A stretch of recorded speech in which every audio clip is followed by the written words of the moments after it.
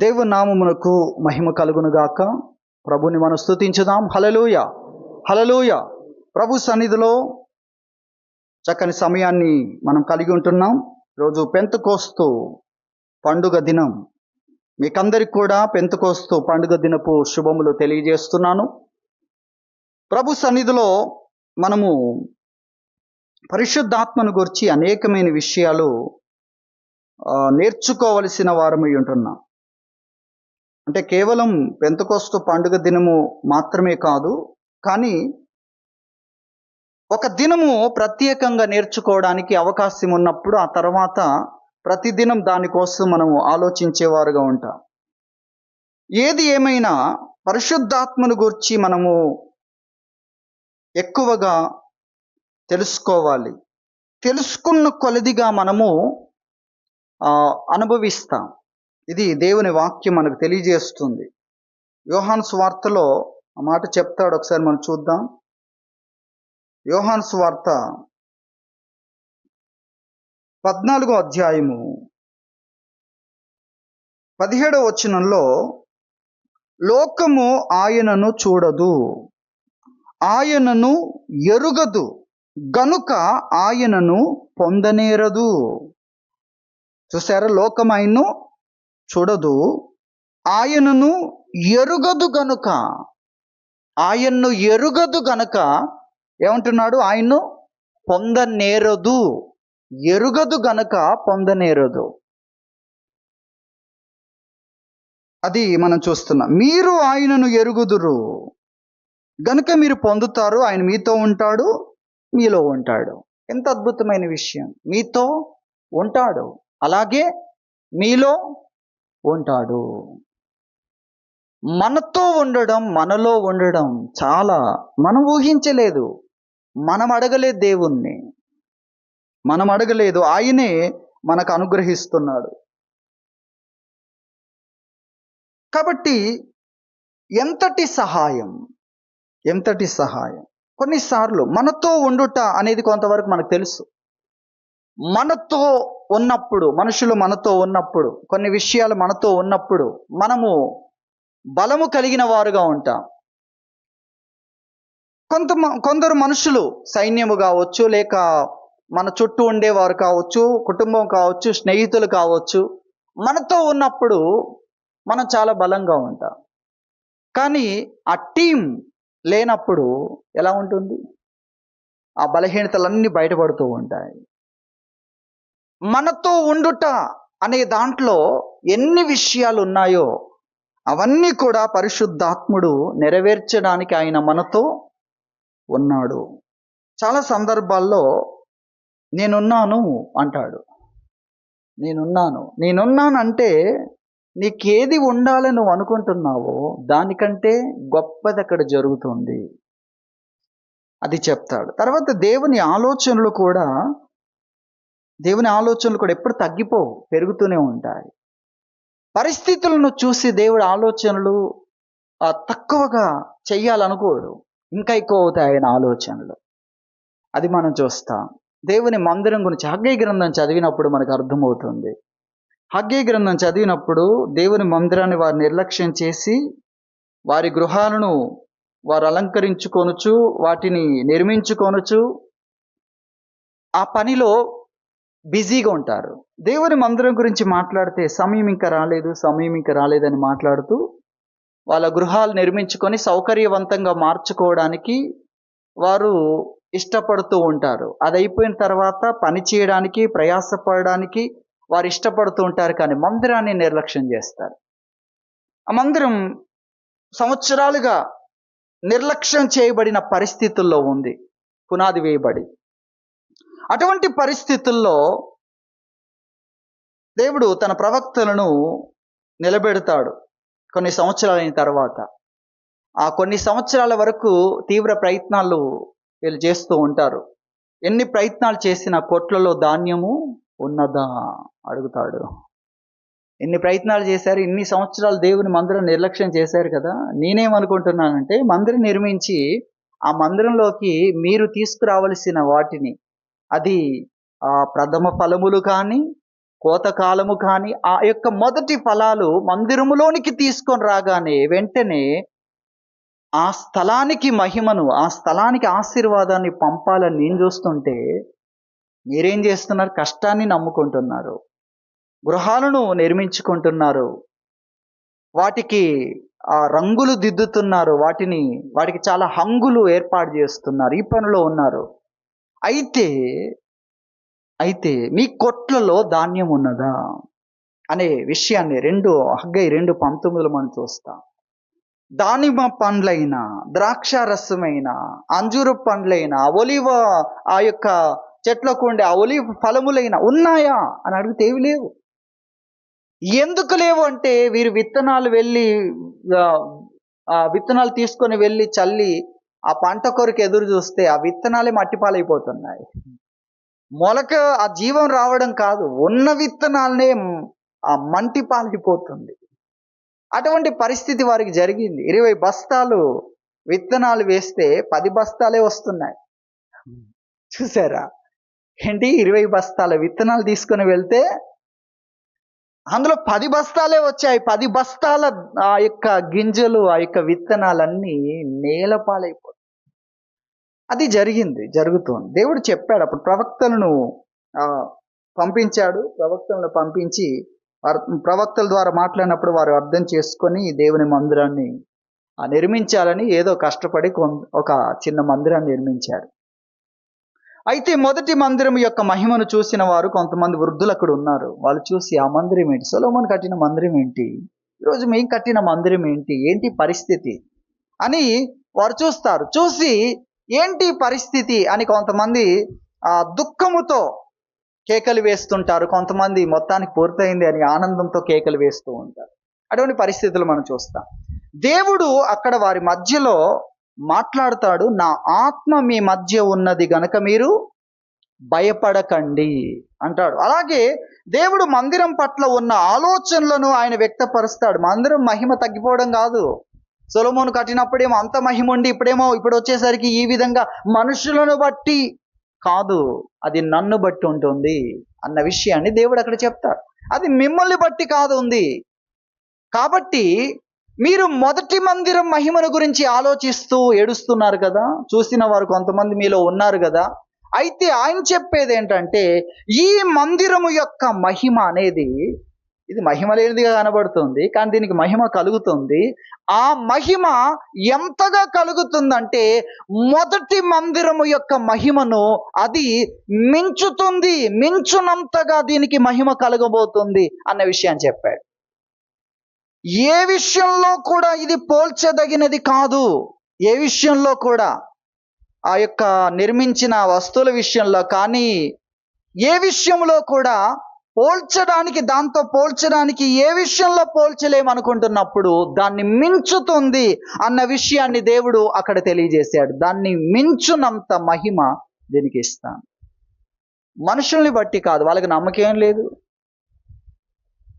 కానీ దేవుడు ఎప్పుడు కూడా తన కార్యాలు ఎంత గొప్పగా చేస్తాడో అది మనం చూస్తున్నాం. కారణం పరిశుద్ధాత్మ ద్వారా అన్న విషయాన్ని మనం గుర్తించాలి. దేవుని వాక్యములో పరిశుద్ధాత్మను గురించిన విషయంలో ఇదిగో కడవరి పరిచర్యలో పరిశుద్ధాత్మని పాత్ర. ఎందుకు ఈ టైటిల్ అంటే ముఖ్యంగా దానికోసమే ఇది వ్రాయబడింది. కానీ ఇందులో పరిశుద్ధాత్మ యొక్క కార్యాలు మనం చూస్తాం. మొదటిగానే 9 విషయాలు ఇందులో చెప్పబడ్డాయి. పరిశుద్ధాత్ముడు మనలోనికి వచ్చి చేసే కార్యాలు. ఆ తర్వాత మీరు లోపలికి వెళ్తే ఒక 40 విషయాలు అక్కడ చెప్పబడతాయి. కొన్ని విషయాలు, మొదటిగా 9 విషయాలు, ప్రాముఖ్యమైన విషయాలు వివరించబడతాయి ప్రారంభంలోనే.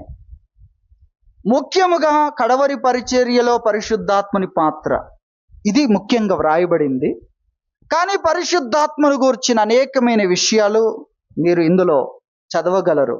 నేను చదివామని మీరు మీరు దీని గురించి చెప్పండి అని ఒక్కొక్క ఇండెక్స్లో ఉన్న ఒక్కొక్క దాన్ని బట్టి మిమ్మల్ని అడిగితే మీరు ఏమని చెప్పగలరు. కాబట్టి ఇది మీరు చదవండి, వీలైతే ఈ వారంలో మీరు చదవండి. పరిశుద్ధాత్మను గూర్చిన విషయంలో దేవుడు పరిశుద్ధాత్మనిచ్చాడు.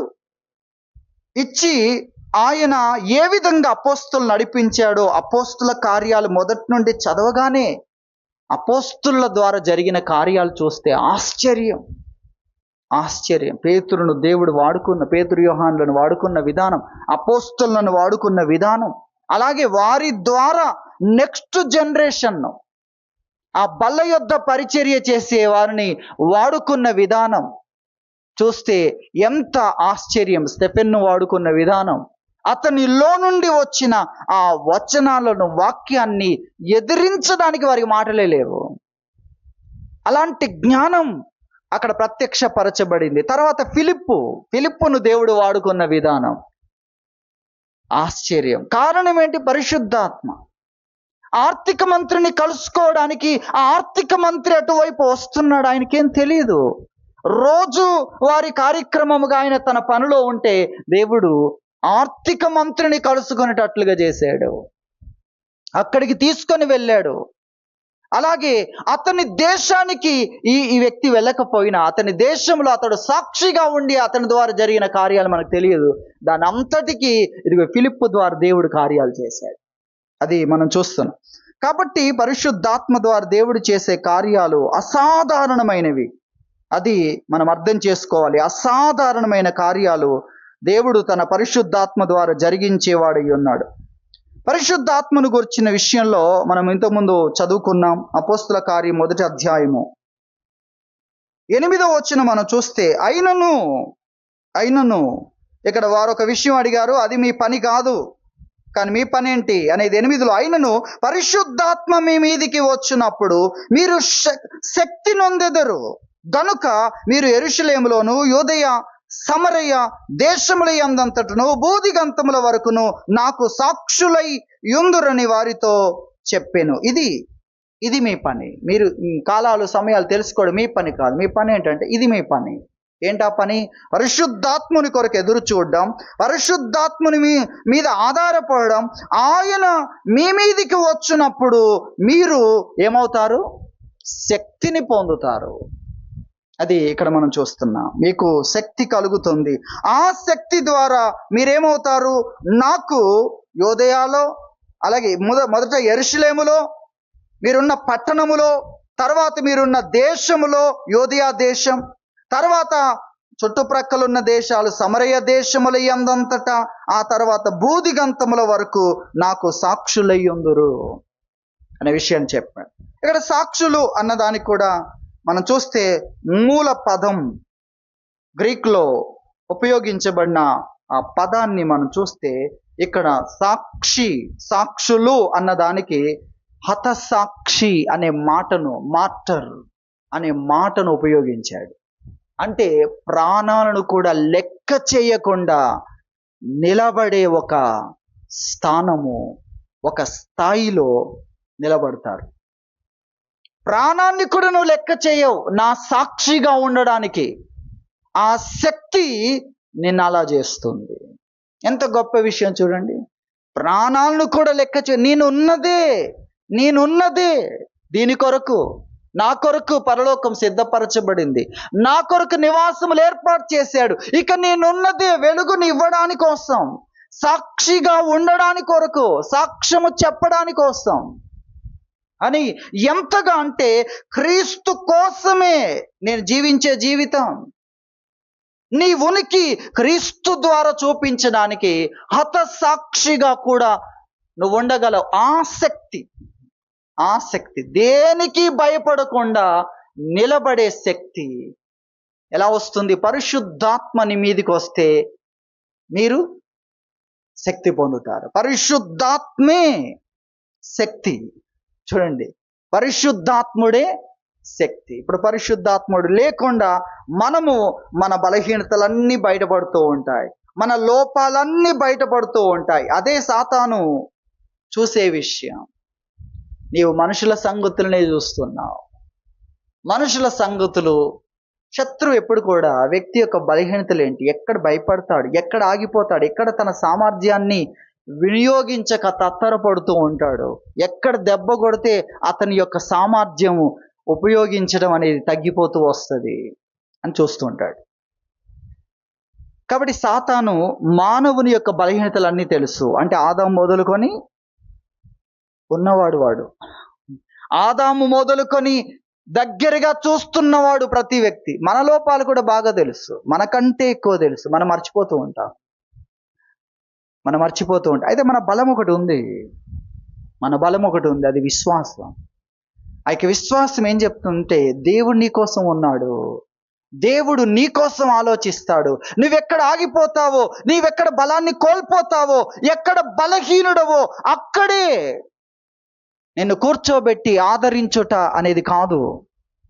అది కూడా ఉన్నాయి దేవుని కార్యాల్లో. కానీ అక్కడే ఇదివరకు లేని బలాన్ని నీకు ఇవ్వడాని కోసం దేవుడు చాలినవాడు, దేవుడు సమర్థుడు. ఆయన ఏమనుకుంటున్నాడంటే, నువ్వెప్పుడు బలహీనుడవో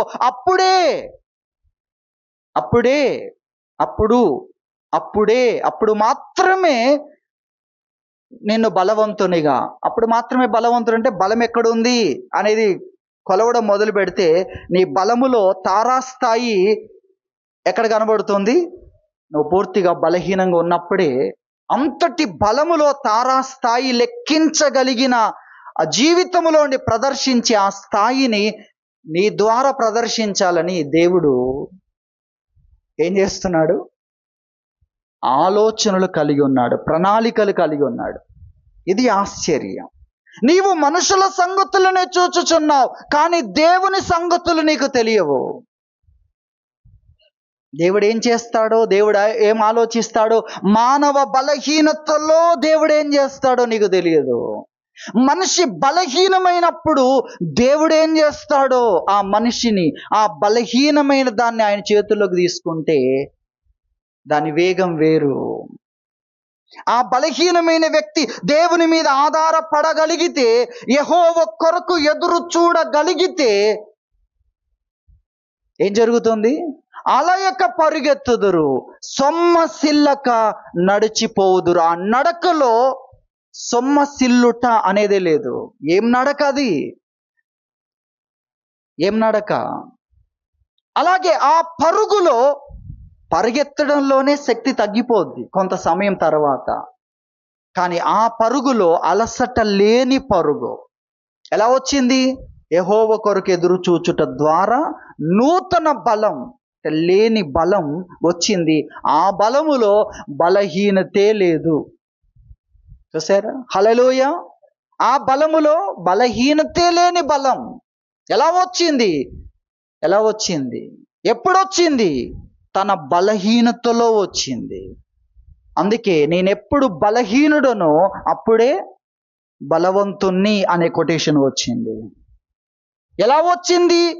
నా కృప నీకు చాలు, నీ బలహీనతలో నా శక్తిని నీలో పరిపూర్ణం చేస్తాను అని ఆయన చెప్పాడు. ఏముంది బలహీనుడికి? కృప ఉంది. కాబట్టి తిమోతికి రాస్తున్నాడు అపోస్తలుడైన పౌలు, నా కుమారుడా, క్రీస్తు యేసు కృపలో నీవు బలవంతుడవు కమ్ము అని చెప్తున్నాడు.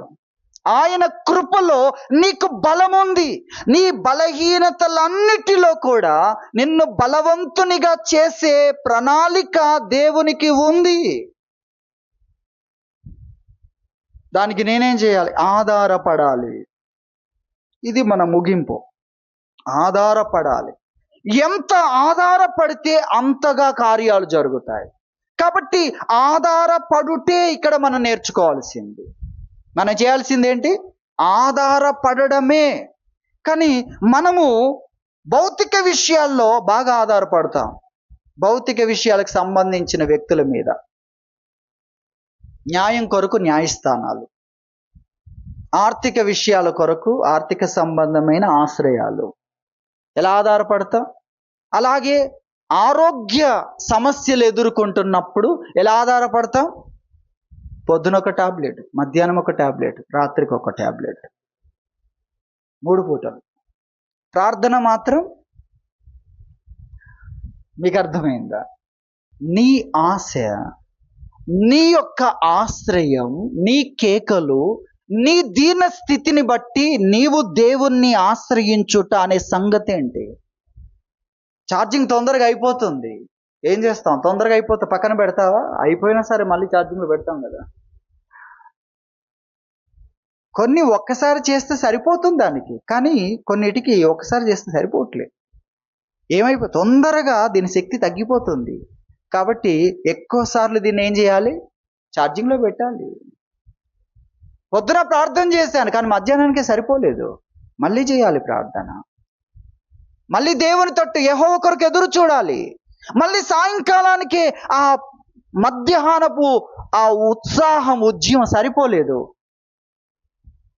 అంతెందుకు, ఏదో ఒక సంగతి వినేసరికి ఏమైపోయింది? సమాధానం ఎగిరిపోయింది. మనుషుల ద్వారా కలిగే విషయాలు, మనుషుల ద్వారా వినబడే విషయాలు, కారణం మనుషులు, దేవుడు కాదు. ఎప్పుడు కూడా దేవుడు బలపరిచేవాడు, మనుషులు బలహీనపరిచేవారు. మరి బలపరిచే దేవుని దగ్గర ఎన్నిసార్లు మనం ఆశ్రయిస్తున్నాం? పొద్దునే చేశాను కదా, సరిపోవట్లేదు కదా. పొద్దున టిఫిన్ చేశాను కదా, సరిపోవట్లేదు కదా. మధ్యాహ్నానికి మళ్ళీ ఏం చేస్తున్నా? ఆకలి దప్పులు ఉన్నాయి. ఉండడం ద్వారా ఏమవుతుంది? ఎక్కడికి పడితే అక్కడికి వెళ్ళవు. అరణ్యంలోకి వెళ్ళిపోతారా? నాకు ఆకలి దప్పులు ఉన్నాయి కాబట్టి మధ్యాహ్నానికల్లా నాకు భోజనం ఉండాలని భోజన ఏర్పాట్లతో పోతాం కదా. సాయంకాలం అవుద్ది, రేపటికి అవుద్దని ప్రయాణం చేస్తారా? ఆకలి దప్పులు విచారించకుండా దేవుని సన్నిధిని ఆశ్రయించుట అనేది కూడా చాలా ప్రాముఖ్యమైన విషయం. పరిశుద్ధాత్మ ద్వారా, పరిశుద్ధాత్మే మన యొక్క శక్తి. పరిశుద్ధాత్ముడు మీ మీదికి వచ్చినప్పుడు ఏం పొందుతారు? శక్తి. మన శక్తి సరిపోదు. ఏంటి నీ శక్తి? సాతానుకు తెలుసు. ఎక్కడ దెబ్బ కొడితే దేవుడు నీకు ఇచ్చినవన్నీ లాక్ చేసి కూర్చుంటావో సాతానుకు తెలుసు. అక్కడ దెబ్బ కొడతాడు. మనం చాలా ప్రిపేర్ అయిపోయాం అనుకుంటా. ఇశ్రాయేల్లో చాలా ప్రిపేర్ అయిపోయారు యుద్ధానికి. అక్కడ గొల్యాతు లేచి నిలబడేసరికి అందరు కూర్చున్నారు, పారిపోయారు. దగ్గరికి వచ్చిన వాళ్ళు దూరంగా పారిపోయారు. మేము కాదు మేము అనుకుంటారేమో మీరు అని. ఎందుకు పారిపోయారంటే వాళ్ళు వేదికేమీ ఎక్కలేదు, కానీ ఆ దగ్గరుంటే పిలుస్తాడేమో వేదిక మీది, కానీ వారు పారిపోతున్నారు. చూసారా? కాబట్టి మనం గుర్తించాలి, మన శక్తి ఎక్కడ? పరిశుద్ధాత్మలో ఉంది మన శక్తి. పరిశుద్ధాత్మ మీ మీదికి వచ్చినప్పుడు మీరు శక్తి నొందెదరు అనేది దేవుని వాక్యం తెలియజేస్తుంది. పరిశుద్ధాత్మ ద్వారా మనలో జరిగే కార్యాలను గురించిన విషయాలు మనం చూస్తే ఇంతకుముందు చదువుకున్నట్లుగా మనం 2వ అంశంలో దేవుని ప్రేమ కూడా చాలా ప్రత్యేకమైన అంశం. దేవుని ప్రేమ సాక్షిగా ఉండడం కూడా ప్రత్యేకమైన అంశం. యెరూషలేం పట్టణంలో, తర్వాత యూదయ దేశములో, సమరయ దేశములో, బూదిగంతముల వరకు. అంటే ఆ సాక్షి అన్న విషయం చిన్నది కాదు. సాక్షిగా ఉండుట అనేది చిన్న విషయం కాదు. అది జీవితంలో ప్రతి విషయానికి సంబంధించిన విషయం. ప్రతి విషయంలో కూడా నిన్ను దేవుని కొరకు నిలబెట్టగలిగేది నీకు దొరుకుతుంది. దాని పేరు శక్తి. అది దేవుని వాక్యం మనకు తెలియజేస్తుంది. అలాగే దేవుని ప్రేమ, ఆ దేవుని ప్రేమ కూడా పరిశుద్ధాత్మ ద్వారా మనలో కుమ్మరించబడుతుంది. పరిశుద్ధాత్మను గురించి మరొక అద్భుతమైన వాక్యము మన జ్ఞాపకం చేసుకోవాలంటే గలతీ పత్రిక 5:22లో ఆత్మఫలమేమనగా, ఆత్మ యొక్క రిజల్ట్. పరిశుద్ధాత్మతో గనక నీకు సహవాసం ఉంటే ఆత్మ యొక్క ఫలితాలు, ఆత్మ యొక్క ప్రభావము అని చెప్పాడు ఇక్కడ. ఇది చాలా ప్రాముఖ్యం. ఆత్మ ఫలమేమనగా, ఆత్మ యొక్క ఫలమేంటి? ఇదిగో ఒక చెట్టును దాని ఫలము ద్వారా మీరు తెలుసుకుంటారు. దాని ఫలము, అది ఆ చిన్న కొమ్మగా ఉండి లేక లేత మొక్కగా ఉండి అది ఏపుగా పెరగగానే ఎదగగానే అయిపోయింది అని సంతోషపడు కాదు. ఆ తర్వాత దానికి చాలా ఎక్కువ ఆకులు వచ్చి గుబురుగా ఉండి చక్క నీడివ్వగానే ఇదే అని కాదు. దాని ఫలము అసలు ఏంటి దాని ఉద్దేశం అంటే అది ఎందుకు? ఫలం కోసం. ఇవన్నీ సంతోషకరమైన విషయాలే. ఇవన్నీ మంచి ఫలితాలు ఇస్తూ లేక సంతోషాన్ని కలిగించే మంచి విషయాలు కావచ్చు, కానీ దానికోసం కాదు. పరిశుద్ధాత్మని దేనికి పరిమితం చేస్తున్నారు చాలామంది? విచిత్రమైన విషయాలు. అలాగైతే పరిశుద్ధాత్ముడు సేవకులకే కావాలి. నీకెందుకు పరిశుద్ధాత్ముడు? ఎవరికి కావాలి? సేవకులకే కావాలి. కొంతమంది భాష మాట్లాడుకోవడానికే పరిశుద్ధాత్ముడు. ఏంటి ఇదేనా దేవుడు అంటే? కాదు. ఫలము. చాలా మంచి విషయాలు ఉన్నాయి. దయ్యములు వెళ్ళగొట్టుట. దయ్యం ఎందుకు భయపడుతుంది? నీ ఆకారం చూసా. గొలియాతుని చూసి పారిపోతావు. నీ ఆకారాన్ని చూసి దయ్యం ఎందుకు వణుకుతుంది, భయపడుతుంది? నీలో ఉన్న పరిశుద్ధాత్మను చూసి. సముద్రం ఎందుకు పారిపోతుంది? వీళ్ళని చూసా. సముద్రం ఏం చేయకపోయినా పారిపోయే రకం. వీళ్ళు ఎటువంటి రకమో తెలుసా? ఫరో వచ్చి ఏం చేయకముందే లొంగిపోతాం అంటున్నారు. ఫరో దగ్గర రాని అని ఏం మాట్లాడతాడో చూద్దాం, అంతవరకు కూడా ఓపిక లేదు. అలాంటి వాళ్ళు వీళ్ళని చూసి సముద్రం ఏంటి? సముద్రమా నువ్వు పారిపోవటానికి నీకేమి తటస్థించిందంటే అక్కడ చెప్తున్నాడు భక్తుడు. దేవుడు రాజుగా వాళ్ళ ముందున్నాడు. దేవుడు తన రాజ్యముతో రావటం సముద్రం చూసి పారిపోయింది అని. మనలో ఉన్న పరిశుద్ధాత్మ ద్వారా ఆ దయ్యములు పారిపోతున్నాయి. అది మంచి విషయమే. వారు సంతోషంతో వచ్చి చెప్పారు. నిజమే, మంచి విషయమే. కానీ దాన్ని బట్టి మీరు సంతోషించొద్దు. ఎందుకని? అది తాత్కాలికమైనది, అది భౌతికమైనది. నీవు నిత్య జీవములో ఆ మహామహిమలో అడుగు పెట్టడం అనేది ముఖ్యమైన విషయం. ఈ యొక్క అక్షయతను ధరించుకోవడం ముఖ్యం. కాబట్టి మీ పేర్లు జీవ గ్రంథములో వ్రాయబడి ఉన్నాయి. దాన్ని బట్టి నువ్వు సంతోషించాలి. భూమి ఆకాశాలు గతించినా కూడా నీవు మహిమను ధరించుకుంటావు. ఇది నీ సంతోషం అయి ఉండాలి. తాత్కాలికమైన ఆనందాలు కాదు నీ సంతోషమై ఉండకూడదది అనే విషయాన్ని చెప్పాడు. దయ్యములు గడగడ వణికి పారిపోతే వారు ఒక మాట చెప్పగానే నిజానికి వారు సంతోషించడం సరైన విషయమే. కానీ శాశ్వతమైన వాటిలో నువ్వు సంతోషించాలి, లోక సంబంధమైనవి కాదు. ఈ సంతోషం రేపు దుఃఖంగా మారే పరిస్థితి ఉంటుంది. ఈ సంతోషం నీ నుండి తొలగిపోతుంది. రేపు నీవు నిత్య జీవములో అడుగు పెట్టేటట్లు చేసేది ఏదైతే ఉందో అది నీ సంతోషమై ఉండాలి. దాన్ని ఎవరు నీ నుండి తీసివేయలేరు. అది మనం గ్రహించాలి. కాబట్టి పరిశుద్ధాత్మను గురించిన విషయాల్లో ఆత్మఫలమేమనగా ఈ మాటలోనే మీరు ధ్యానం చేయడం మొదలు పెట్టాలి. ఆత్మ యొక్క రిజల్ట్స్ ఏమనగా అంటున్నాడు. ఆత్మ నీలో ఉంటే, ఆత్మతో నువ్వు ఉంటే, ఆత్మ సహవాసములో నీవుంటే ఫలితాలు ఏవనగా ఆత్మ యొక్క ఫలము. ఆ ఆత్మ నీలో సృష్టించాలి అనుకుంటున్న ప్రాముఖ్యమైన విషయం ఏమనగా ఒక చెట్టు యొక్క ఫలానికి ముందు అనేకమైన విషయాలు ఉన్నాయి, సంతోషకరమైన విషయాలు. కానీ ఫలము కొరకైన వృక్షాల్లో ఫలమే ముఖ్యం. ఇక్కడ ఫలం, ఆత్మ ఫలం ఏంటది? ఇక్కడ 9 విషయాలు చెప్పాడు. ఆత్మ ఫలమేమనగా ప్రేమ, సంతోషము, సమాధానము, దీర్ఘశాంతము, దయాలుత్వము, మంచితనము, విశ్వాసము, సాత్వికము, ఆశా నిగ్రహము. ఇది ఏవో నీలో లేవు అనేది కాదు, ఇవి నీలో ఉండాలి.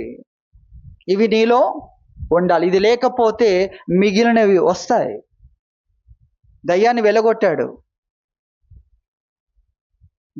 ఒక దయ్యాన్ని వెలగొడితే ఎన్ని వచ్చాయి? 8 వచ్చాయి. దయ్యాన్ని వెలగొట్టాలా లేదా? ఖచ్చితంగా వెలగొట్టాలి. కానీ మళ్ళీ వచ్చే పరిస్థితి ఉండకూడదు. మళ్ళీ అది రావడం మాత్రమే కాదు, ఇంకా తనకంటే చెడ్డవైన మరి 7 దుష్ట లక్షణాలతో వ్యక్తి తయారైపోయాడు. ఈ వ్యక్తి ఎలా తయారయ్యాడు? రక్షణ పొంది దయ్యమును వెళ్ళగొట్టి చక్కగా ఊడ్చి తర్వాత అమర్చి చూసారా? క్లీన్ అండ్ గ్రీన్ అంటాం కదా. ఇంట్లో గ్రీన్ కాదు కదా, ఇంట్లో వస్తువులు క్లీన్ చేసిన తర్వాత ఇక్కడి వస్తువులు అక్కడ సర్దడం అనేది ఉంటుంది. కాబట్టి ఊడ్చి అమర్చి ఎంత బాగుంది, ఎంత బాగుంది అక్కడ. కానీ ఊడ్చి అమర్చి ఉండుటే కాదు, మళ్ళీ అది రాకుండా మళ్ళీ దానికంటే చెడ్డవైన లక్షణాలు రాకుండా ఉండడం ముఖ్యం. కాబట్టి ఇక్కడ ఏవైతే చెప్పబడుతున్నాయో ఆత్మ ఫలం అనే ఆ 9 లక్షణాలు ఇక్కడ విశ్వాసం అంటే కూడా మనము విశ్వాసం అనే గుణం అంటే అప్పుడు విశ్వాస్యత, నమ్మకత్వం అని చెప్పాల్సి వస్తుంది. ఇక్కడ లక్షణాలు చెప్పాడు కదా, లక్షణాల్లో విశ్వాసం అంటే ఏంటి అంటే, విశ్వాసం లక్షణం ఏంటి? అతడు విశ్వాసీయేనా? కొంచెం కూడా విశ్వాసం లేదు అనే పదాలు వాడతాం కదా, అక్కడ మనకు అర్థమవుతుంది. ఏం లేదు? విశ్వాసం లేదు అంటే కృతజ్ఞత లేదు, అంటే నమ్మకత్వం లేదు, యథార్థత లేదు. అది విశ్వాసం అంటే. నమ్మకత్వం అది మనం గుర్తించాలి. కాబట్టి ఈ యొక్క లక్షణములు 9 లక్షణములను మనం చూస్తున్నాం. ఇవి ఉంటే ఆ పైన చెప్పినవి రావు. 15 లక్షణాలు మనం చూస్తున్నాం. అలాగే ఇంగ్లీష్ బైబిల్లో 17 ఉంటాయి. ఆ విషయాన్ని మనం అంతకుముందు వినడం జరిగింది. ఈ లక్షణాలు రాకుండా ఉండాలంటే ఏం కావాలి? ఈ 9 లక్షణాలు ఉండాలి. ఒక్క దయ్యం లేకపోయినా పోయినవన్నీ ఇంకా చెడ్డవన్నిటిని కలుపుకొని వస్తే పరిస్థితి ఏంటి? రాకుండా ఉండాలంటే ఇదిగో ఇవి కావాలి మనలో. ఇవి కావాలంటే పరిశుద్ధాత్మతో నీకు సహవాసం ఉండాలి. ఎవరితో సహవాసం ఉంటే అవి మనలో ఉంటాయి. నీకు అర్థమవుతుందా? మన సహవాసం ఎవరితో అనేది మనకే తెలుసు. లేదా కొన్ని ప్రశ్నలు వేస్తే మీరు జవాబులు చెప్తే మీ సహవాసం ఎవరితో మీకు అర్థమవుతుంది. మీకే తెలుస్తుంది మీరు ఎక్కువ సమయం దేనికి ఇస్తున్నారు. లేదా మీ మనస్సుకు, లేదా మీ ఆలోచన, లేదా నీకు సమయం దొరికినప్పుడు ఆలోచించి ఒక విషయాన్ని తెలుసుకోవడానికి ఏ ఆలోచనలకు నువ్వు సమయాన్ని ఎక్కువ ఇస్తావు అనే దాన్ని బట్టి చూస్తే ఇందులో ఆ లక్షణాలు లేకపోతే నీవు పరిశుద్ధాత్మకు సమయాన్ని ఇవ్వట్లేదు. ఆయన చూస్తూ ఉంటాడు. ఎప్పుడు ఆహ్వానిస్తావా? ఎప్పుడు ఆశ్రయిస్తావా? ఎప్పుడు ఆధారపడతావా? ఆయన వస్తాడు, మనం రాం. ఆయన ఏం చేయాల్సి వస్తుంది? ఆదామా నువ్వెక్కడా? నేను వచ్చానుగా నువ్వు రాలేదు. ఆయన వచ్చాడు. నువ్వు ఎలా ఉన్నా ఆయన వచ్చాడు. ఎందుకంటే ఆయన నువ్వు మంచిగా ఉన్నప్పుడు నడిపించేవాడే కాదు, నువ్వు మంచిగా లేనప్పుడు మంచిగా చేసేవాడు. అదొకటి కూడా ఉంది ఆయనకు. బాగు చేసేవాడనే పేరు కూడా ఉంది. మంచిగా ఉన్నప్పుడు నడిపించేవాడు. నీవు బాగా లేనప్పుడు నిన్ను శుద్ధి చేసేవాడు, లేవనెత్తేవాడు, స్థిరపరిచేవాడు. ఇన్ని ఉన్నాయి ఆయనకు. కరుణించేవాడు. కాబట్టి మనం గ్రహించాలి, పరిశుద్ధాత్మ గుర్చిన విషయాలు మనం చూస్తే ఆయన మనతో ఉంది ఫలము కోసం. ఫలము ముఖ్యం. ఫలముల వలన మీరు వారిని తెలుసుకుంటారు. ఎవరిని? అబద్ధ ప్రవక్తలను అన్నాడు. అంటే ఒక ప్రవక్తనే నువ్వు తెలుసుకోగలిగిన ఆ విషయాన్ని చెప్తున్నాడు వాక్యంలో. మనము మత్తయి సువార్తలో ఆ మాటను చూస్తాం. దేవుని వాక్యంలో మత్తయి సువార్త 7వ అధ్యాయము 16వ వచనం. వారి ఫలముల వలన మీరు వారిని తెలుసుకొందురు. ముందేమో 15లో అబద్ధ ప్రవక్తలను గురించి జాగ్రత్త పడి, ప్రవక్తే తెలియదు. మళ్ళీ అబద్ధ ప్రవక్తను గుర్తించగలిగిన జ్ఞానం అంటే మనం ప్రవక్తలమా? ప్రవక్తల్లో కూడా పెద్ద ప్రవక్తలకే దొరుకుతారు వాళ్ళు. సాధారణంగా అంతే కదా. సాధారణంగా చెప్పాలంటే అంతే. పోలీసులో దొంగ పోలీసులు ఉన్నారనుకోండి, ఎవరికి దొరుకుతారండి? మామూలు పోలీసులకు కూడా దొరకరు. ఆ పోలీస్ విభాగంలో నిపుణులైన వ్యక్తులు ఉంటారు, వాళ్ళకు తెలుస్తుంది. అలాగే ఈ ప్రవక్తల్లో ఈ అబద్ధ ప్రవక్తలను గుర్తించాలంటే ప్రవక్త ప్రవక్తల్లో గొప్ప వాళ్ళు కావాలి, విశేషమైన వాళ్ళు కావాలి. కానీ దేవుడు ప్రభువు ఇక్కడ ఒక అద్భుతమైన విషయాన్ని చెప్తున్నాడు. వారి గురించి జాగ్రత్త పడండి. వారు గొర్రె చర్మములు వేసుకుని మీ వద్దకు వత్తురు, కానీ లోపల అలా లేరు. లోపల క్రూరత్వాన్ని అభ్యసిస్తున్నారు, క్రూరత్వానికి పెద్దపీట వేస్తున్నారు. వారి ఫలముల వలన మీరు వారిని తెలుసుకొందురు. ఫలం పరిశుద్ధాత్మ ఫలమేది? పరిశుద్ధాత్మ ఫలమేది? ఇక్కడే ప్రభు 7:21 చెప్పాడు. 7:22 ఆ దినమందు అనేకులు నన్ను చూచి ప్రభువా మేము నీ నామమున ప్రవచింపలేదా, నీ నామమున దయ్యములను వెళ్ళగొట్టలేదా, నీ నామమున అనేకమైన అద్భుతములు చేయలేదా అని చెప్పుదురు. వారంతా బయట ఉన్నారు. ప్రభు వారిని అంగీకరించట్లేదు, వారికి వరకు డోరు తెరవట్లేదు. మీరెవరో నాకు తెలియదు అంటున్నాడు. చూసారా? ఫలము చాలా ప్రాముఖ్యం. ఫలమేంటి? ఆత్మ ఫలమేమనగా ఫలమేంటి? లక్షణాలంటే బయటికి కనిపించేవే కాదు, లోపల కూడా ఉండాలి. అవి బయటికి కొన్ని కనిపింపజేస్తూ ఉంటా, లోపల లేకున్నా దాన్ని ఏమంటారు? నటన. లోపల లేదు కానీ బయటికి ప్రదర్శించడం అనేది జరుగుతుంది. లోపల ఉండాలి, లోపల ఉండి బయటికి ప్రదర్శించేదే ఫలం.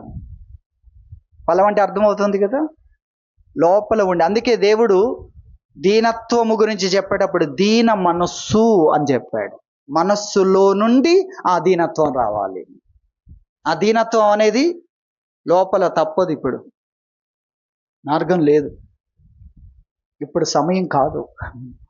లోపలంతా కూడా మనం ఏదో తర్వాత అని ఆలోచించి ఇప్పుడు ఏదో దీనత్వం కాదు, లోపల నుండి కూడా ఆ అవగాహన ఉంటే బాగుంటుంది కదా. ఆ గ్రహింపు, దేవుని వాక్యమునకు విధేయత చూపించిన ఆ స్థితి, దేవుని వాక్యాన్ని సమ్మతించి అంగీకరించి విధేయతతో అంతరంగములో నుండి ఆ దీనత్వాన్ని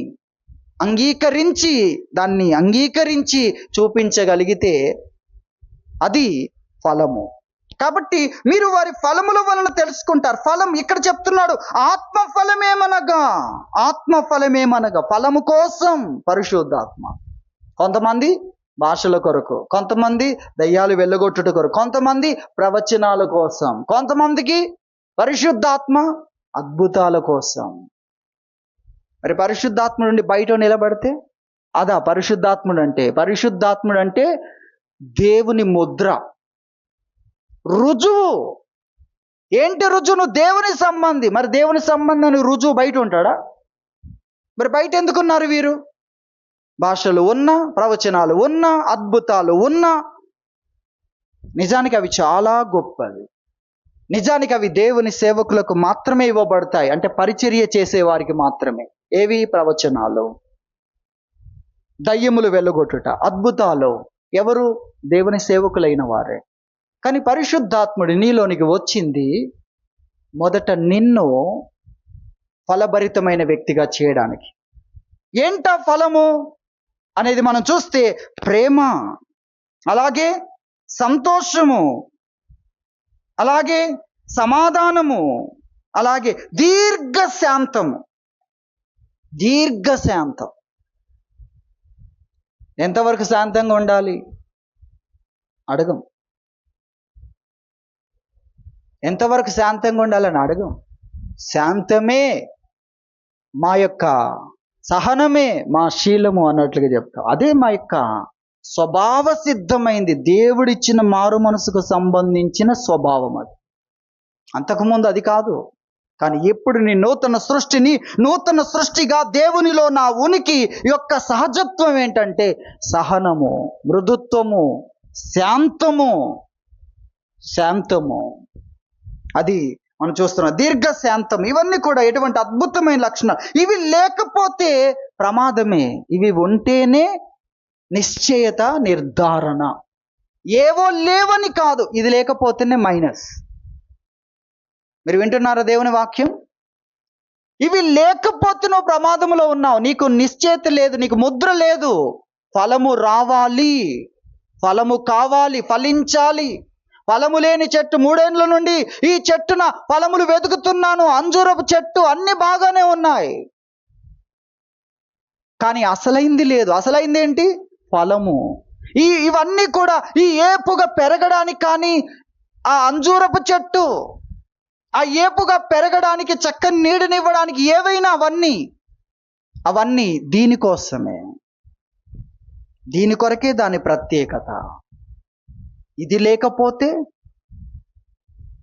భాషలు మాట్లాడి, ప్రవచనాలు చెప్పి, దయ్యాలు వెళ్ళగొట్టి, అనేకమైన అద్భుతాలు చేసి బయట నిలబడడానిక? మీకు అర్థమవుతుందో? అది మనం గుర్తించాలి. ఇవి వరములు, ఫలము వేరు, ఫలములు కావాలి అనే విషయాన్ని గురించి వాక్యం మనకు తెలియజేస్తుంది. దేవుని వాక్యంలో కొరింథీయులకు రాసిన 2వ పత్రిక 3వ అధ్యాయము, కొరింథీయులకు రాసిన 2వ పత్రిక 3వ అధ్యాయం 18వ వచనం మనం చూస్తే 17 నుండి, ప్రభువే ఆత్మ. ప్రభువే ఆత్మ అంటే ఎవరు? ఇప్పుడు చదవాలి. ప్రభువే ఆత్మ. మన ఆత్మ అంటున్నాం కదా, ఆత్మ ఒక్కడే. ప్రభువే ఆత్మ. ప్రభువే ఆత్మ. ఆత్మ ఒక్కడే. ఆత్మ మనలో నివసిస్తాడు. ఆత్మలు కాదు. తండ్రి ఆత్మ, కుమారుని ఆత్మ, పరిశుద్ధాత్మ ఆత్మ, ముగ్గురు ఆత్మలు కాదు. ఆత్మ ఒక్కడే. అందులో ఇక్కడ చెప్తూ దేవుని ఆత్మ అని చెప్పబడిన ఆ మాటకు ఇక్కడ ప్రభువే ఆత్మ. ఆ ఆత్మ ప్రభువే, యేసుక్రీస్తు ప్రభువే అనే విషయాన్ని చెప్తున్నాడు. ప్రభు యొక్క ఆత్మ ఎక్కడ ఉండునో అక్కడ స్వాతంత్ర్యం ఉండును. మొదట ప్రభువే ఆత్మ అన్నాడు, ఇక్కడ ప్రభువు యొక్క ఆత్మ. నీకు అర్థమైంది కనుక నెక్స్ట్ ఈ మాట వాడుతున్నాడు. ప్రభువే ఆత్మ, ఆత్మే ప్రభువు. కాబట్టి ప్రభు యొక్క ఆత్మ ఎక్కడున్నో అక్కడ స్వాతంత్ర్యం ఉండును. మనం అందరం ముసుగులేని ముఖముతో ప్రభు యొక్క మహిమను అద్దము వలె ప్రతిఫలింపజేయుచు, మహిమ నుండి అధిక మహిమను పొందుచు, ప్రభువగు ఆత్మ చేత ఆ పోలికగానే మార్చబడుచున్నాం. ఎవరి చేత? ప్రభువగు ఆత్మ చేత. ఇంకా ఫుట్ నోట్లో ఈ విధంగా కూడా మీరు పలుకోవచ్చు అని, ఆత్మయగు ప్రభువు చేత. ప్రభువగు ఆత్మ చేత లేదా ఆత్మయైన ప్రభువు చేత ఏం చేయబడుతున్నాం? ఆ పోలికగానే మార్చబడుచున్నాం. ఆయన పోలికలోనికే మనం మార్చబడుతున్నాం. మార్చేది ఎవరు? ఎవరి ద్వారా మార్చబడుతున్నాం? ఎవరి ద్వారా మార్చబడుతున్నాం? ప్రభువగు ఆత్మ చేత. ఆత్మయగు ప్రభువు చేత మనము మార్చబడుతున్నాం. ఎక్కడికి మారుతున్నావు? ఎక్కడికి మార్చబడుతున్నావు? ఆ పోలికలోనికి, ఆయన కలిగి ఉన్న పోలికలోనికి మనల్ని ఏం చేస్తున్నాడు? మారుస్తున్నాడు. అలాగే మరొక వాక్యం కూడా ఎఫెసీ పత్రిక 2:22లో, ఎఫెసీ 2:22లో, ఆయనలో మీరు కూడా ఆత్మ మూలముగా దేవునికి నివాస స్థలమై ఉండుటకు కట్టబడుచున్నారు. మీరు కట్టబడుతున్నారు. ఎందుకు? దేవునికి నివాస స్థలమై ఉండడానికి కట్టబడుతున్నారు. ఎవరి చేత? ఆత్మ మూలముగా. మూలమెవరు? కట్టేదెవరు? ఆత్మ ద్వారా. పరిశుద్ధాత్మ దేవుడు నేను కడుతున్నాడు. దేవునికి నివాస స్థలముగా, ఆయన నివసించడానికి, ఆయన ఉండడానికి తగిన వ్యక్తిగా పరిశుద్ధాత్ముడు నిన్ను ఏం చేస్తున్నాడు? కడుతున్నాడు, నిర్మిస్తున్నాడు. నిర్మాణం ఇలా ఉండాలి. దానికి కొలతలు ఉంటాయి, దానికి విధానం ఉంటుంది. ఆ కొలతల్లో ఇటుకలు తీసుకున్నప్పుడు ఆ కొలతలకు సరిపోకపోతే ఏం చేస్తారు? కట్ చేస్తారు. ఒకదాన్ని ఆఫ్ చేస్తారు, ఒకదాన్ని పావు చేస్తారు, ఒకదాన్ని ముప్పావు అంటారు. ఎందుకు ఇదంతా? కొలతలు ఆ పోలికలోనికి. కాబట్టి దేవుడు అప్పుడేం పావు తీసేస్తా, ఇప్పుడేం ఆఫ్ అంటున్నావు, ఇప్పుడేం ముప్పావు కూడా తీసేస్తావా? నేనేం పావు అని ఎక్స్పెక్ట్ చేసి వచ్చాను, ఇంతే పోతుందిలే, 25% తీసేస్తాడులే అంటూ ఇప్పుడు 75 తీసేయాలంటున్నావేంటి? మళ్ళీ వస్తా. సరే, ఆయన ఏమంటాడు? ఆయన ఎవరు? సాత్వికుడు. సరే అంటాడు. నువ్వు మళ్ళీ ఎప్పుడు వస్తావు? సంవత్సరానికి కూడా గుర్తొస్తుందో రాదని కదా. మన లోకంలో పడితే మళ్ళీ దేవా నన్ను చెక్కు అనే మాట మీరు ఒకసారి వాడి మళ్ళీ వాడడానికి మధ్యలో పీరియడ్ చూసారా? లేక దేవా నాలో ఉన్న ఆ చెత్తను అగ్ని చేత కాల్చు, ఆ మస్టును తొలగించు, నీకు ఇష్టం లేనిది ఏదైనా ఉందేమో దాన్ని నరికే. ఆ పదాలు లేక అలాంటి మనస్సు, అలాంటి అంగీకారంతో దేవుని సన్నిధికి వచ్చినప్పటి నుండి మళ్ళీ వచ్చే సమయం లోపల ఉన్న టైం చూడండి ఒకసారి, ఎంత టైం వేస్ట్ అయిందో చూడండి. మనం ఏం చేస్తున్నాం, దేవుడు 75% ఇది సెట్ కాదు ఈ కొలతకు అంటే, ప్రభు నేను 25కి వచ్చా, మళ్ళీ వస్తా. చూసారా, మన దేవునికి ఈ ఆత్మ ద్వారా కట్టబడుతుంటే కట్టనివ్వట్లేదు. నువ్వు కట్టనిస్తే నివాస స్థలంగా దేవుడు నివసించడానికి తగిన వ్యక్తిగా ఉన్నావు, కానీ ఆయనకి ఇష్టం లేని అనేక మనలో ఏం చేస్తున్నాయి, చోటు చేసుకుంటున్నాయి, హాయిగా బతుకుతున్నాయి. మళ్ళీ అది తీసేయడానికి ఆయన రెడీగా ఉన్నాడు. నువ్వు దేవునికి నివాస స్థలంగా ఉండాలి. 3 నాళ్ళ ముచ్చట కోసం కాదు, రెప్పపాట్లో జీవితం తలక్రిందులు కాదా?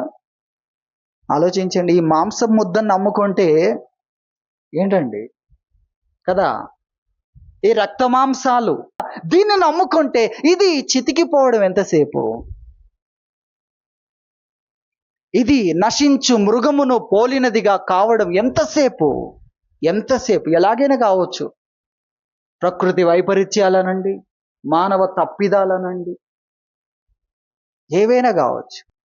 కాబట్టి మనం గుర్తించాలి, దీన్ని కాదు మనం నమ్ముకోవలసింది, దీని మీద కాదు మనం ఆధారపడవలసింది. దేవుని నివాస స్థలంగా మారు, దేవుడు నివసించే స్థలంగా మనం మారాలి. పరిశుద్ధాత్మ దేవుడు మనలో ఆ కార్యాన్ని చేస్తున్నాడు. ఆత్మ మూలముగా ఆయన పోలికలోనికి మనం మార్చబడుచున్నాం. పరిశుద్ధాత్మ దేవుడు ఆ పనిని చేయడానికి కోసం మనతో ఉన్నాడు, మనలో ఉన్నాడు. ఎందుకున్నాడు ఆయన? తన పని కోసం. మనం మన పని కొరకు వాడుకుంటున్నాం. ఏం చేస్తున్నాం? వాడబడుట కాదు, ఆయనే వాడుకుంటున్నాం. మనం ఆయన చేతిలో ఒక పాత్రగా, ఆయన పని కోసం, ఆయన మహిమ కోసం, ఆయన వలె మారుట కోసం. ఆయన వలె మారుట అంటే వ్యక్తిత్వంలో ఆయన ఎవరు? వ్యక్తిత్వంలో ఆయన మహా ఉన్నతుడు, అందనంత స్థానముల్లోనికి ఉంది ఆయన వ్యక్తిత్వం. కొలుస్తూ పోతూ ఉంటే మన వ్యక్తిత్వం భూమిని అంటుకొని ఉంది. దీన్ని దేవుడు పెంచాలనుకుంటున్నాడు. వ్యక్తిత్వములో నిన్ను గొప్ప వ్యక్తిగా చేయాలనుకుంటున్నాడు. అది పరిశుద్ధాత్మని పని. వ్యక్తిత్వంలో నిన్ను గొప్ప వ్యక్తిగా చేయడం, కష్టములో, శ్రమలో, అనుకూలతలో, సంతోషకరమైన విషయాల్లో, బాధ కలిగించే విషయాల్లో, అన్ని విషయాల్లో దేవుడు ఏం చేయాలనుకుంటున్నాడంటే నీ యొక్క వ్యక్తిత్వాన్ని గొప్పదిగా చేయాలనుకుంటున్నాడు. దైవికమైనదిగా, దేవుని పోలిక, దేవునితో పోల్చదగినదిగా పోలిక. ఇది ఆయన వలె ఉంది, ఇది గొప్పదిగా ఉంది. వ్యక్తిత్వం ఉన్నతమైన వ్యక్తిత్వంలో ఉన్నతమైన స్థాయి. బాధలో, కష్టములో, సంతోషంలో, మన ఆలోచనలు, మన నిర్ణయాలు, అవన్నీ కూడా మనం నడిచే మార్గాలు, అవన్నీ ఉన్నతమైనవిగా చేయాలని దేవుడు ఇష్టపడుతున్నాడు. పరిశుద్ధాత్ముడు అందుకే మనతో ఉన్నాడు. మనం ఏం చేస్తున్నాం? కష్టం వచ్చినప్పుడు నీ దగ్గరకు వస్తాను, మీరు ఫలాని స్థలంలో ఉండండి, నేను చూసుకుంటాను. ఆయన ఉన్నది నువ్వేదో చూసుకోవాలని కాదు, నిన్ను చూసుకోవడానికి ఆయన వచ్చాడు. ఆయన దగ్గరికి నువ్వు వెళ్ళలేవు. ప్రధాన యాజకుడే సంవత్సరానికి ఒకసారి వెళ్ళినా కూడా మరణ భయం ఉంది. సంవత్సరం తర్వాత కదా పాపం వస్తున్నాడు, ఒక్కసారి మళ్ళీ రేపు రావాలంటే వీలు కాదు, మళ్ళీ సంవత్సరం తర్వాతనే. ఇంత సంవత్సరం ప్రిపేర్ అయ్యి వచ్చాడు కదా అని వదిలిపెట్టేది కూడా లేదు. కాబట్టి అలాంటి అసాధ్యమైంది ఎందుకు సాధ్యమైందో తెలుసా? ఆయన మన దగ్గరికి రావడం ద్వారా.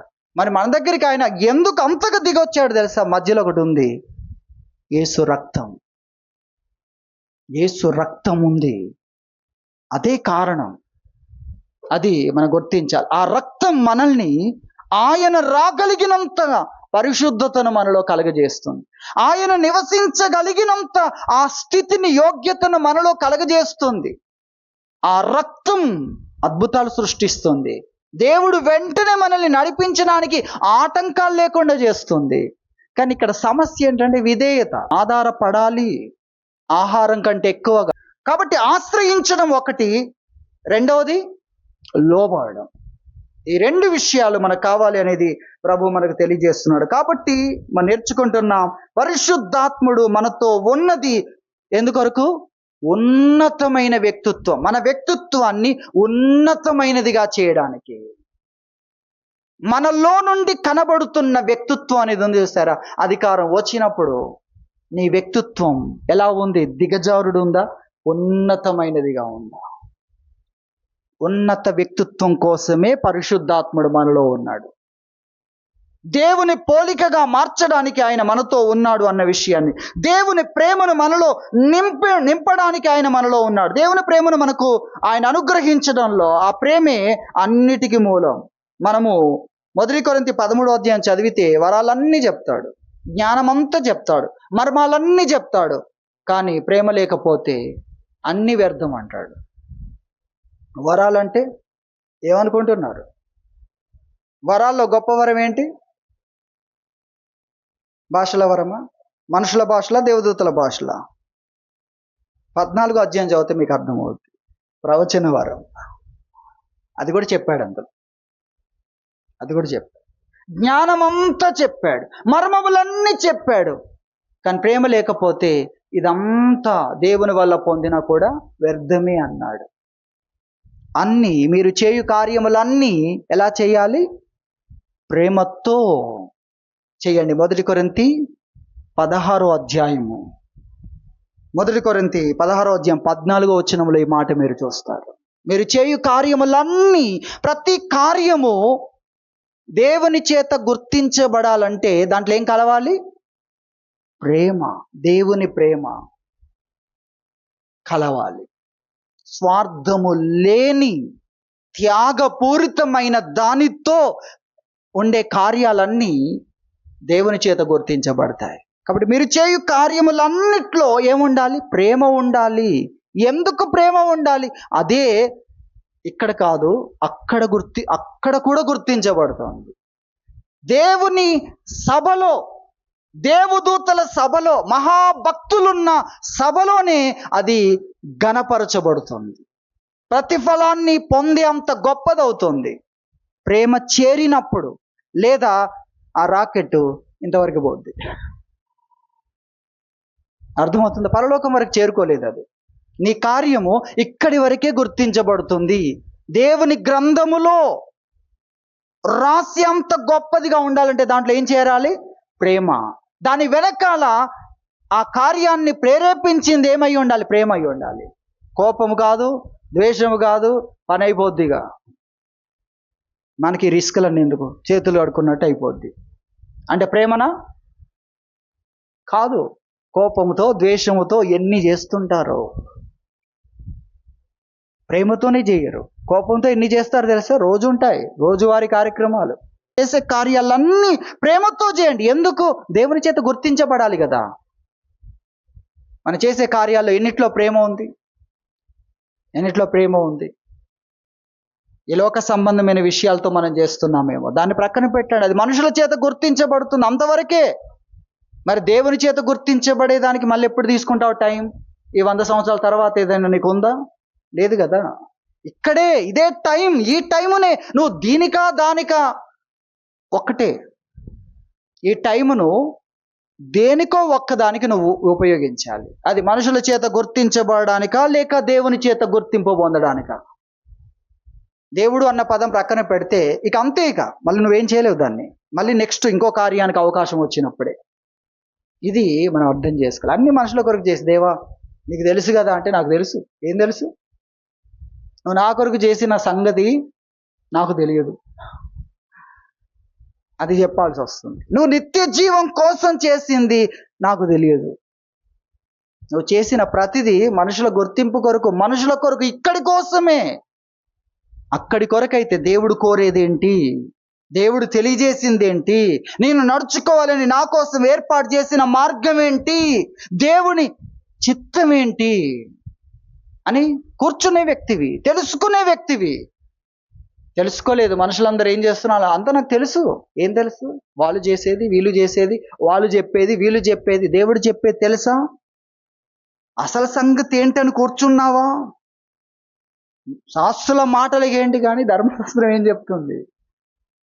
అది ముఖ్యం కదా, మనుషుల మాటలు కాదు. ధర్మశాస్త్రం ఏం చెప్తుంది, అలాగే దేవుని వాక్యం ఏం చెప్తుంది అనేది చాలా ప్రాముఖ్యం. కాబట్టి ఉన్నతమైన వ్యక్తిత్వం చేయనివ్వండి, పరిశుద్ధాత్ముని తన పనిని చేయనివ్వండి. ఎంత వ్యక్తిత్వంలో ఉన్నతమైన వ్యక్తులమయ్యా మనం. మన వ్యక్తిత్వం ఎంత ఉన్నతమైనదిగా ఉంది. పరిశుద్ధాత్మునికి మనం లోబడితే ఉన్నతమైన వ్యక్తిత్వం మనం కలిగి ఉంటాం.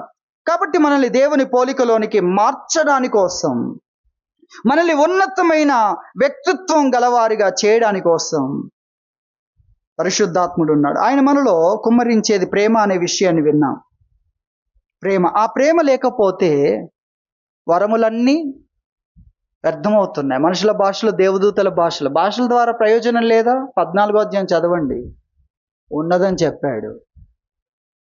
వ్యక్తిగతమైన ఆత్మీయ అభివృద్ధికి భాషలతో మాట్లాడుట ఒక కారణం అని కూడా చెప్పాడు అక్కడ. దేవుని మీద ఆధారపడుట, దేవుని శక్తిని అనుభవించుట, దేవుని సన్నిధిలో ఆనందించుట, దేవుని సహవాసమును ఎక్కువగా కోరుట, ఇవన్నీ అక్కడ జరుగుతున్నాయి చెప్పాడు 14వ అధ్యాయం 1 కొరింథీలో. కానీ ప్రేమ లేకపోతే దానంతటిని నువ్వు పోగొట్టుకుంటావు అని చెప్పాడు. అలాగే ప్రవచించు కృపావరము, మర్మములన్నీ కలిగి ఉండడం, జ్ఞానమంతా కలిగి ఉన్న ప్రేమ లేకపోతే ఆ వరాలన్నీ కూడా ఏమైపోతున్నాయి? వ్యర్థమే, ప్రేమ లేకపోతే. అలాగే మరొక విషయం చెప్పాడు 13:3లో. ఏం చెప్పాడు? బీదల పోషణ కొరకు నా ఆస్తి అంతా ఇచ్చిన, కాల్చబడుటకు నా శరీరమును అప్పగించిన, ప్రేమతో చెయ్యకపోతే, ప్రేమ అంటే అదే స్టార్ట్ చేశాడు 4లో. ప్రేమ దీర్ఘకాలం సహించును, దయ చూపించును. సహనము లేక, సహించలేక, కొంతమంది సహించడం కంటే చనిపోవడం మేలు అనుకుంటారు. సహనంతో చేస్తున్నారా, సహించలేక చేస్తున్నారా? సహనము లేక, సహించలేక. ఎంతకాలం సహించాలి? దీర్ఘకాలము సహించడం ప్రేమ. అందుకే ఆ 3వ వచనము 4వ వచనం కలిపి చదివితేనే మీకు అర్థమవుతుంది. కాబట్టి ప్రేమ ఎంత గొప్పది అనే విషయాన్ని మనం గుర్తించాలి. ఆ ప్రేమను పరిశుద్ధాత్మ ద్వారానే పొందగలం. పరిశుద్ధాత్మను సన్నిధిలో, దేవుని సన్నిధిలో ప్రభువా నీ ప్రేమ కావాలి అని కూర్చోగలిగితేనే ఆ ప్రేమ మనలోనికి వస్తుంది. ఆ ప్రేమ లేదు అనేది అర్థమైంది అనుకో, అంత స్వార్థమే, అంత నా కొరకే, అంత స్వప్రయోజనమే. ప్రేమ స్వప్రయోజనం కోరుకోదు. ప్రేమ స్వప్రయోజనమును విచారించదు. నా స్వభావం ఇదేంటి? నా స్వభావం. ప్రభు ఏదన్నా చేస్తే, ప్రేమ అంటే ప్రభువే కదా, ప్రభు ఏదన్నా చేస్తే నాకేం కలుగుద్ది, నాకేం కలగబోతుంది అంత చూస్తాడా? ప్రభు ప్రేమ కలిగిన వారు కూడా నాకేమొస్తుంది, ఆ దారి పక్కన పడి ఉన్నాడు, దొంగల చేతిలో చిక్కాడు, ఇప్పుడు కనుక నేను ఇక్కడ ఆగితే దొంగలు మళ్ళీ వస్తారేమో, ప్రమాదకరమైన స్థలం, దొంగలు పడు స్థలం అని ఉన్న చోట ఆగుతామా మనం? ఏంటి, పులులు ఉన్న స్థలము అని ఉందండి. పులి చేత ఒక వ్యక్తి గాయపరచబడ్డాడు. మనం కారు వేసుకొని వస్తున్నాం, ప్రయాణంలో ఉన్నాం, అక్కడ ఉంటామా? కానీ ఆ వ్యక్తి ఉన్నాడు, ఆ వ్యక్తి దగ్గరికి వెళ్ళాడు, కొర ప్రాణంతో ఉన్నాడు, తీసుకెళ్ళేటప్పుడే మధ్యలో చేస్తే నేనే చంపాను అనుకుంటారేమో. ఆయన నాకేం వస్తుంది, వ్యక్తి ఎవరు, నాకేం లాభం, ఇవన్నీ చూసుకున్నాడా? చూసుకోడు. స్వప్రయోజనం విచారించదు. ఆ వ్యక్తి సహాయం పొందగలిగిన స్థితిలో ఉన్నాడు, సహాయం నా దగ్గర ఉంది, నేను మాత్రమే చేయాలి, అంతవరకు ఆలోచించాడు. అదే ప్రేమ. కాబట్టి దేవుని వాక్యం మనకు తెలియజేస్తుంది, మీరు చేయు కార్యములన్నీ ప్రేమతో చేయండి. ప్రేమతో చేయకపోతే వరాలు కూడా, ప్రేమ లేకపోతే దేవుని ఆత్మ ద్వారా పొందిన వరాలు కూడా మన జీవితంలో వ్యర్థమైపోతాయి. అన్న విషయాన్ని మనం గుర్తించాలి. కాబట్టి ఉన్నతమైన వ్యక్తిత్వం కోసం ప్రతిదీ కూడా ప్రేమతో, దేవుని ప్రేమ ద్వారా చేసే ఆ యొక్క క్రీస్తును పోలిన జీవితం కొరకు పరిశుద్ధాత్ముడు మనలో ఉన్నాడు కనుక ఆయన మీద ఎంత ఆధారపడితే అంతగా ఆయన పనిచేస్తాడు. మన ప్రభు మేము పట్టించుకునే విషయాలు చాలా ఉన్నాయి. లాస్ట్కు చూద్దాం. మొదట ధనము, తర్వాత సుఖము, సౌకర్యాలు, టెక్నాలజీ, ఇలా చాలా విషయాలు మమ్మల్ని ఆకర్షిస్తున్నాయి, కొత్త కొత్తవి. అవన్నీ అయిపోయిన తర్వాత వస్తాం అని అనుకుంటే తర్వాత దేవుడు కూడా అవన్నీ అయిపోయిన తర్వాత నువ్వు వచ్చినప్పుడే చూద్దాం అనుకుంటాడు. కానీ మొదట దేవుని ఆత్మ ఆయన ఉన్నాడు కనుకనే నాకు నిరీక్షణ ఉంది. ఆయన చేయగలడు. నా ప్రణాళికలన్నీ సాతాను వెంటనే జీరో చేయగలడు. కానీ దేవుడి ఆలోచనలు నాకు గొప్పవి. ఆయన మీద నేను ఆధారపడాలి, ఆయన నడిపింపు నాకు కావాలి అని మనము దేవుని ఆత్మను ఆశ్రయించగలిగితే అన్నిటికంటే ఎక్కువగా అన్నిటికంటే ఆసక్తితో ఆశ్రయించగలిగితే పరిశుద్ధాత్ముడు మనలో పని చేయడం మొదలు పెడతాడన్న విషయాన్ని మనం గుర్తించాలి. లూకాసు వార్త 11వ అధ్యాయంలో 5 నుండి ఒక ఉపమానం చెప్పాడు. 9లో అటువలే మీరును అడుగుడి అన్న విషయాన్ని చెప్పాడు. తర్వాత 13లో పరలోకమందున మీ తండ్రి తన్ను అడుగు వారికి పరిశుద్ధాత్మను ఎంతో నిశ్చయముగా అనుగ్రహించును అన్న విషయాన్ని చెప్పాడు.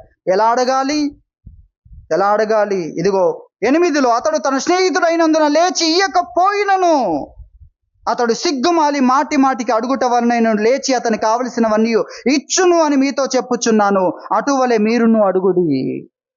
మీరు అడగండి. కనాన స్త్రీ గుర్తొస్తుంది నాకు. ఆమె ఇక్కడ కారణాలు సరిపోకపోయినా ఆమె అడుగుతూనే ఉంది. ఇక్కడ కారణాలు బట్టి ఆమె పొందుకోకపోయినా పిల్లల రొట్టె, నీవు దేవుని పిల్లలలో ఉన్న వ్యక్తివా అంటే కాదు, నేను అన్ని జనాంగానికి సంబంధించిన వ్యక్తిని, దేవుడు ఏర్పాటు చేసుకున్న ప్రజలకు సంబంధించిన వ్యక్తిని కాదు. మరి ఇది పిల్లల యొక్క రొట్టె. ఏంటది? అద్భుతాలు, ఆశ్చర్యాలు, దేవుని శక్తి ద్వారా ఆ ప్రజల జీవితాల్లో విడుదల కలగడం. నీది మానవ సంబంధంగా పొందేది, కానీ దేవుని పిల్లలకు దైవికమైన శక్తితో విడుదల ఉంది. దాన్ని తీసుకొచ్చాను నేను. అయినా కూడా ఆమె ఆశ్రయించడం ఆపలేదు. ఇక్కడ మనం చూస్తున్నాం, స్నేహితుడైనందున లేచి ఇయ్యకపోయినా అడగడం ఆపట్లేదు. నువ్వు స్నేహితుడవని వచ్చాను, నువ్వు నా స్నేహితుడవని వచ్చాను, ఈ అర్ధరాత్రి నా దగ్గర ఏమీ లేదు, దూర స్నేహితుడు వచ్చాడు, నువ్వు నాకు బాగా తెలిసిన వ్యక్తివని వచ్చాను, కానీ నువ్వు ఇవ్వలేదు. అయినా సరే నేను అడుగుతూ ఉంటాను. ఎందుకంటే అవసరం అలా ఉంది. దూరదేశం నుండి ప్రయాణం చేసి వచ్చిన వ్యక్తికి పెట్టడానికి నా దగ్గర లేదు, నేను ఖచ్చితంగా ఇప్పుడు సంపాదించాలి. కాబట్టి నువ్వెన్ని సాకులు చెప్పినా లేకపోతే అడగడు, ఉన్నది. కానీ నా చిన్న పిల్లలు ఇప్పుడే భుజాల మీద చేతుల మీద పడుకున్నారు, లేచాను అనుకో కదులుతారు, తర్వాత రాత్రంతా నాకు నిద్ర ఉండదు అని చెప్పవచ్చు. అతడు ఏ కారణాలు చెప్పినా కూడా అతడు అడగడం ఆపడు. ఎందుకంటే అవసరత నాది. అటువల అడగండి. కాబట్టి మన జీవితంలో అన్ని శరీర స్వభావంతో దాటిపోవడం కాదు, అవకాశాలని మళ్ళీ రావు. ఆత్మీయతతో ప్రతిదాన్ని నువ్వు దాటాలి. ఉన్నత వ్యక్తిత్వంతో ప్రతిదాన్ని నువ్వు ఎదుర్కోవాలి. అది సంతోషకరమైనదైనా, బాధ కలిగించేదైనా, అర్థం కానిదైనా, ఘనతకు సంబంధించిందైనా, ప్రతిదాన్ని ఆత్మీయతతో నువ్వు ఎదుర్కోవాలి. ఉన్నత వ్యక్తిత్వాన్ని ప్రదర్శించే వ్యక్తిగా నీవు ఉండాలంటే ఇదిగో పరిశుద్ధాత్ముని సహాయం నీకు కావాలి. సంతోషములో ఆయన సహాయం నీకు కావాలి. బాధ కలిగించే విషయంలో ఆయన సహాయం కావాలి. ఘనతకు సంబంధించిన దాంట్లో నువ్వు ఆత్మీయతను ప్రదర్శించాలంటే ఖచ్చితంగా ఎవరి సహాయం కావాలి నీకు? పరిశుద్ధాత్మ సహాయం కావాలి. దేవుడు ఆత్మ స్వరూపిగా మనతో ఉన్నాడు, మనలో ఉన్నాడు. అది మనం గుర్తించాలి. ఆయన మన లోపలి చెవులకు కూడా బోధించడానికి మన లోపల ఉన్నాడు. ఆయన సహాయాన్ని మనం తీసుకోవాలి. అటువలే అడగండి అంటే సిగ్గు విడిచిపెట్టి 3 సార్లు అడుగుతాను, 7 సార్లు అడుగుతాను, రాత్రి వరకు అడుగుతాను, ఈ రోజు వరకు అడుగుతాను, ఇదంతా కొలతలు పెట్టుకొని అడగడం. సిగ్గు మాలి అడగడం అంటే ఎన్నిసార్లు అడుగుతున్నాను అవసరం లేదు, ఇక అడగడమే ముఖ్యం. అక్కడ యాచన. ఆ విధంగా దేవుని మీద ఆధారపడితే మన జీవితంలో ప్రతి సందర్భము నిత్య జీవానికి, నిత్యత్వానికి సంబంధించిందిగా మనం ఉపయోగించుకోగలం. ఆ విధంగా పరిశుద్ధాత్మ వలన ప్రోత్సహించబడాలి. పరిశుద్ధాత్మను ఆశ్రయిస్తూ నిత్యత్వం కొరకు బ్రతకాలని ప్రభు తెలియజేస్తున్నాడు. దేవుడి వాక్యం దీవించునుగాక. ప్రార్థన చేసుకుందాం.